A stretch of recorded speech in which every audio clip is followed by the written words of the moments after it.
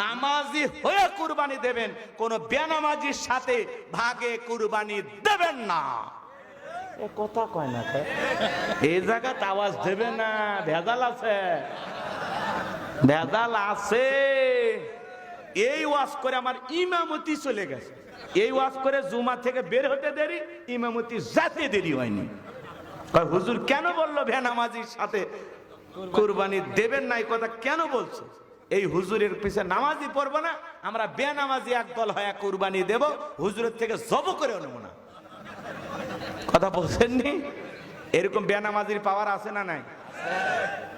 মসজিদে এক ওয়াক্ত নামাজে আসে না, মাঝে মাঝে জুমায় আসে, মানে ভূমিকম্প ঠেলে ফেলে দে, আছে না? আল্লাহ হেদায়েত দান করুক, জোরে বলেন আমিন। তাহলে 2 নাম্বার কি কথা ক্লিয়ার? ওয়ানহার, কুরবানি হবে কার জন্য? আল্লাহর খুশির জন্য কুরবানি দেব তো ইনশাআল্লাহ। 3 নাম্বার আয়াত, ইন্না শানিয়া কাহুয়াল আবতার।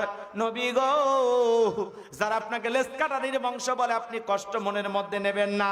এই পৃথিবীর জমিনে আপনাকে মহব্বত করা, আপনাকে ভালোবাসার কোটি কোটি রুহানি সন্তান পাঠাবো, যারা আপনার জন্য জীবন দিতে প্রস্তুত থাকবে। আমার ভাইয়েরা, পুরো পৃথিবীতে 700 কোটির উপরে মানুষ, এর মধ্যে 200 কোটি মুসলমান। আমরা সবাই নবীজির রুহানি সন্তান। নবীজির অপমানে যদি না কাঁদে তোমার মন, মুসলিম নয় তুমি, মুনাফিক, নবীজির দুশমন।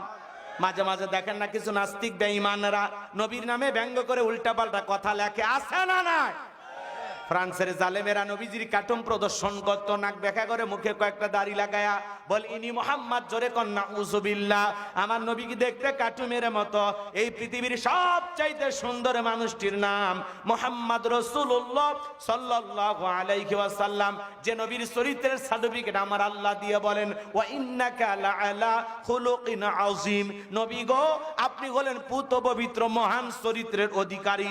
যে নবী 63 বছরের জিন্দেগিতে একটি মিথ্যা কথা বলেননি। আল্লাহু আকবার বলেন।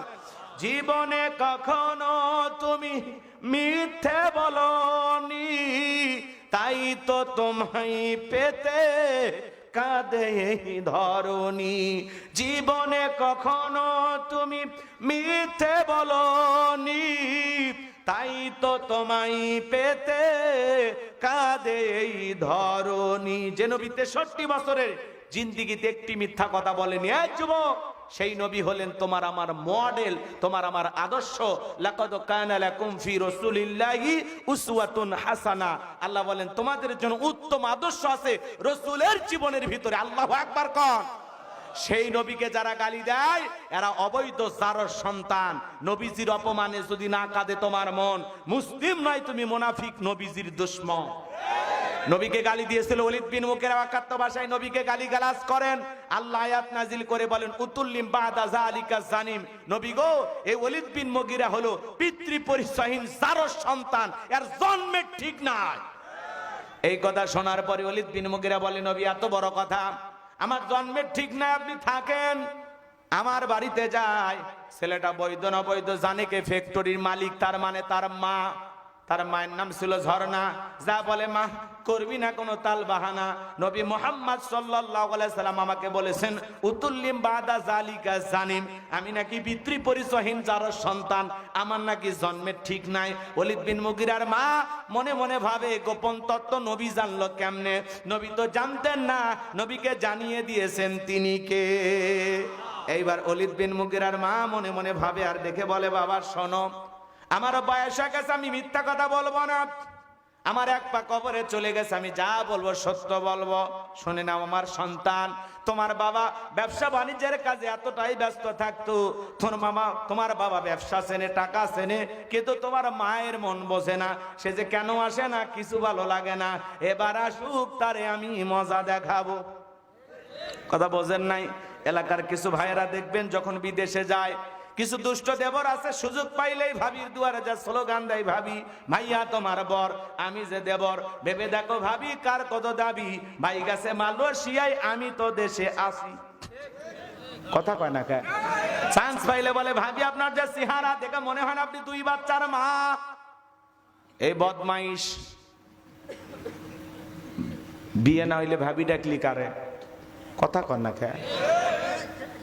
আমাদের সমাজে এগুলো আছে না নাই?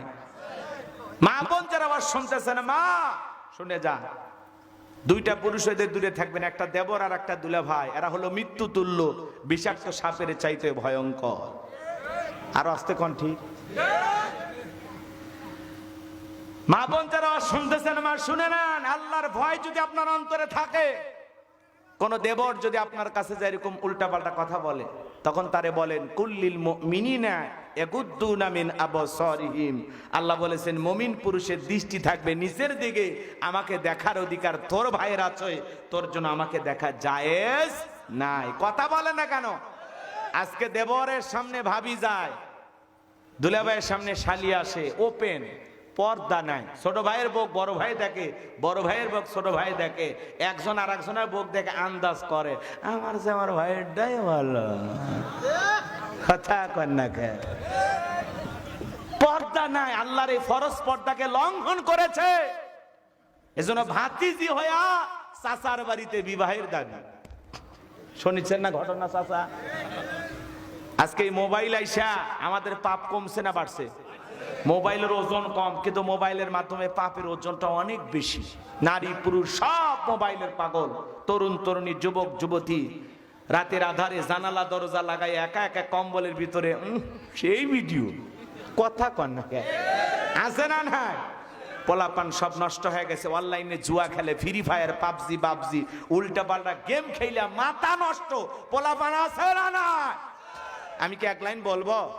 রাগ করবেন না? ও দেশে মোবাইল আইছে চিঠি, বুকের পাথরটাকে আমার আল্লাহ তোলার মতো নরম বানিয়ে দিয়েছেন, বলুন সুবহানাল্লাহ। আশিক রাসূল বেলাল, নবীর পাগল বেলাল, বলতে গেলে লম্বা সময় লাগবে বাজান, ওইদিকে যাওয়ার আর সুযোগ নাই। বেলালের উপর নির্যাতন জুলুমের কথা বিশ্ব নবীর কান পর্যন্ত যখন পৌঁছে গেল, নবী তখন ডেকে বলল, ওকুর, আমার বেলালের কষ্টের কথা আর সহ্য হয় না, যাও যাও তুমি আমার বেলালের জন্য একটা কিছু করো। হযরত আবু বকর সিদ্দিক রাদিয়াল্লাহু তাআলা আনহু কয়েক গুণ দাম বেশি দিয়া গোলামীর জীবন থেকে হযরত বেলালকে আজাদ করলেন, মুক্ত করলেন, বলুন আল্লাহু আকবার। এই যখন ইসলামের অবস্থা, একদিকে সন্তান হারানোর ব্যথা, কাফেরদের সমালোচনা, সাহাবায়ে কেরামদের উপর নির্যাতন জুলুম, এই জন্য নবীজির মনটা ভীষণ খারাপ, চোখের কোনা দিয়ে পানি ঝরতেছে। নবীর যখন মন খারাপ, নবীকে সান্ত্বনা দেওয়ার দায়িত্ব কার?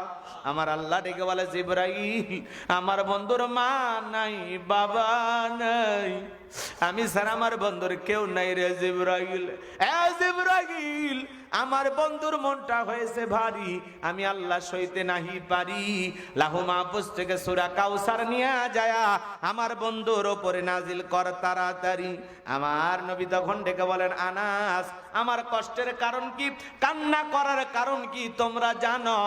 কি তোমার মুস্কি হাসি দেওয়ার কারণ হলো এই মাত্র আসমান থেকে জিবরাইল এসে আমার উপরে সূরা কাউসার নাজিল করলো, বলুন সুবহানাল্লাহ। নবী তখন মুস্কি মুস্কি হাসলেন আর সাহাবায়ে কেরামদের সামনে সূরা কাউসার তিলাওয়াত করে শুনিয়ে দিলেন। জবান ছেড়ে সবাই আমার সঙ্গে আরেকবার পড়ুন, ইন্না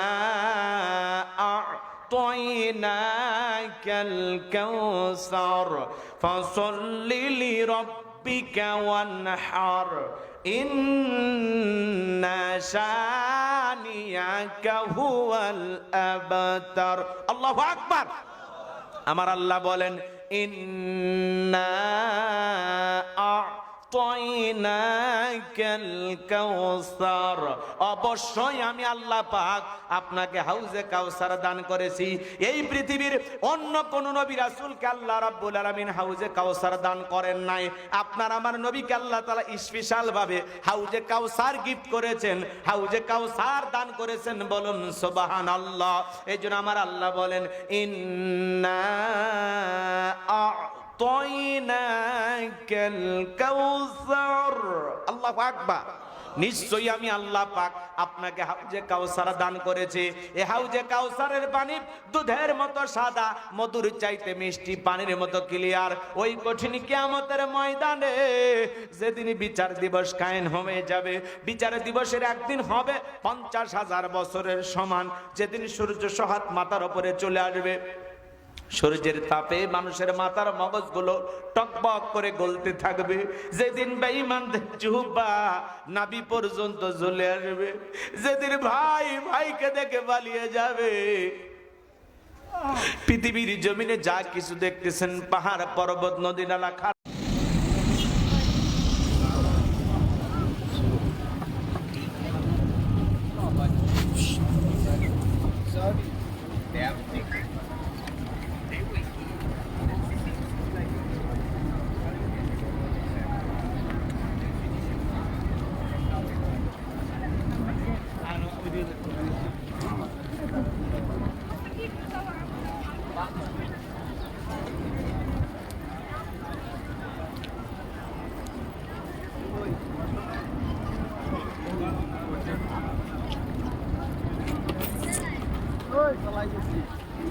ये गोडी का ये इधर इशारा ख्याल रख। ये तो पूरा सीधा रास्ता, निशाना किस ख्याल रहेगा? ये कहीं भी घूम जाएगा ना, इसमें आ जाएगा हम लोग। ये तो मेन गेट है, कैसे घूम जाएगा? ये मक्का नहीं, ये ज़्यादा है नहीं है।